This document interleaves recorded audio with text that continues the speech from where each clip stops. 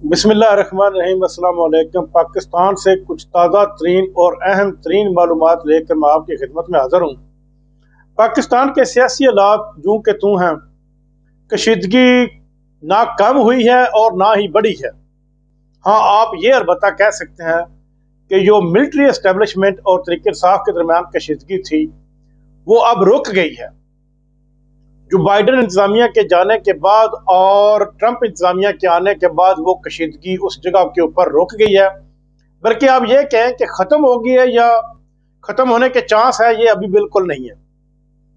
लेकिन मैं आपको मायूस नहीं करता कि बैक डोर राब्ते शुरू हो गए हैं मिलिट्री एस्टेब्लिशमेंट के दरमियान और तहरीक इंसाफ की लीडरशिप के दरमियान। बैक डोर राब्ते इस वक्त जारी हैं और किसी वक्त भी ये कामयाब हो जाएंगे और 100% हो जाएंगे। क्योंकि पाकिस्तान को अगर चलाना है तो इसके अलावा कोई हल मौजूद नहीं कि इमरान खान बाहर हो, आज़ाद हो और उसके साथ उनके लोगों को रहा किया जाए और पाकिस्तान में एक फेयर इलेक्शन कराए जाए, मुनसिफाना गैर जानबदाराना इलेक्शन हो और इलेक्शन के नतीजे में मुंतखब होने वाली हुकूमत वो अपनी बागडोर संभाले और बागडोर संभालने के बाद वो मुल्क में तरक्की के एक नए रास्ते और नए दौर का आगाज करें। अब मिलिट्री एस्टेब्लिशमेंट की भी परेशानियां खत्म हो गई हैं क्योंकि चीफ ऑफ आर्मी स्टाफ को 5 साल के लिए तो एक्सटेंशन मिल चुकी है। वो 2 साल मजीद अब इस चीफ ऑफ आर्मी स्टाफ रहेंगे। अगली एक्सटेंशन अगर ना भी लें तो फिर उसको उनको कोई मसला नहीं है। लेकिन पाकिस्तान के हालात मुआशी इस कदर ख़राब हो चुके हैं या इस हुकूमत में ख्वाजा साद रफीक है जो नून लीग के बहुत पुराने और सीनियर तरीन रहनुमाओं में शुमार उनका होता है। वो कई दफ़ा वफाकी वजीर भी रह चुके हैं। लाहौर से वो लतीफ़ खोसा से MNA की सीट हारे थे और उन्होंने अपनी हार को तस्लीम किया था। उनको फॉर्म 47 दिए जाने की पेशकश की गई थी, लेकिन उन्होंने इस पेशकश को रद्द कर दिया था। उसने कहा था कि मैं हार चुका हूँ, लिहाजा मैं अपनी हार को तस्लीम करता हूँ।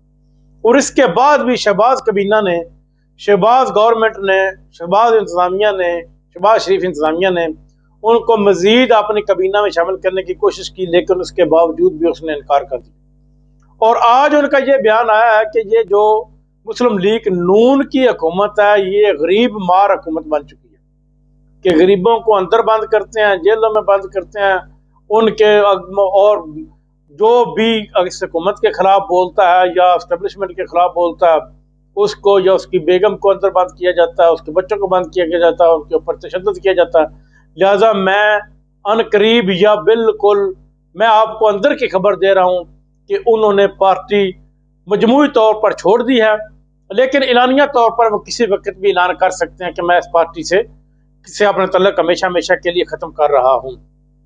यह तो थी ख्वाजा साद रफीक की खबर। अब आ जाते हैं जो मरियम नवाज और नवाज शरीफ को स्विट्जरलैंड में सामना करना पड़ा। अब इनके तो तोते उड़ चुके हैं कि दुनिया के कई सी भी मुल्क में जाएं वहां पर पाकिस्तानी हमारे खिलाफ पहुंच जाते हैं। एक तो औरत मरियम नवाज को वाज़ेह तौर पर कह रही थी कि आप 47 से के फार्म के ऊपर बने हैं, हमारे पैसे के ऊपर अय्याशी करने के लिए इधर स्विट्जरलैंड में आए, और उसने वीडियो बनाकर डाली।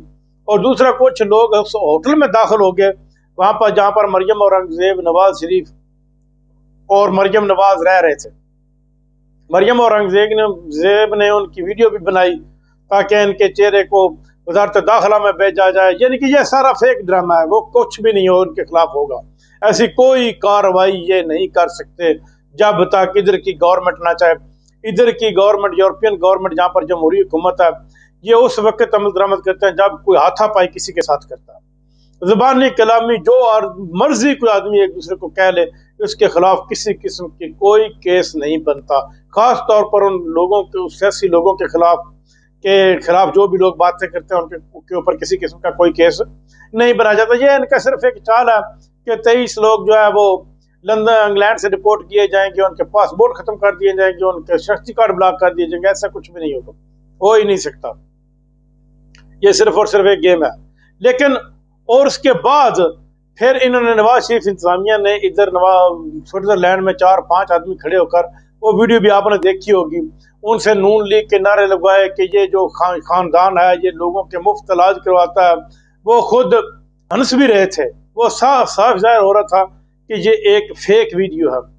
ये खानदान बहुत का है पाकिस्तान में, इसने ऐसे तरक्की दी ऐसे तरक्की दी, यानी कि ऐसे कुछ भी नहीं होगा। अब आपको हकीकत की तरफ आना पड़ेगा। हकीकत यही है कि अवाम आपको जान चुकी है, नून लीग पीपल्स पार्टी और MKM, और अवाम इस कदर आपको जान चुकी है कि आप जहां भी जाएंगे अवाम आपका पीछा करेगी। पाकिस्तान की मुआशी हालात जो के तू हैं और दिन ब दिन खराबी की तरफ जा रहे हैं। इस कदर खराबी की तरफ जा रहे हैं, जो पाकिस्तान के वफाकी वजीर औरंगजेब साहब, जिनको बाहर के मुल्क से लाया गया था, उनके पास पाकिस्तान की नेशनलिटी भी नहीं थी, उनको नेशनलिटी भी दी गई, पाकिस्तान का शनाख्ती कार्ड भी दिया गया। उसने हाथ खड़े कर दिए। वो कह रहा है कि कोई दोस्त ममालिक हमें कर्जा ना दे रहे हैं और ना ही हमारा कर्जा रीशेड्यूल कर रहे हैं। अगर वो कर्जा भी ना दें, कर्जा रीशेड्यूल भी ना करें और निजकारी भी ना करें, तो अवाम में इतनी शक्कत नहीं है कि अवाम के ऊपर मजीद टैक्सेस लगाए जाए। अगर मजीद टैक्सेस लगाए जाते हैं तो अवाम उन टैक्सों को बर्दाश्त नहीं कर सकती। लिहाजा ये कोई इसका हल मुझे नजर नहीं आ रहा।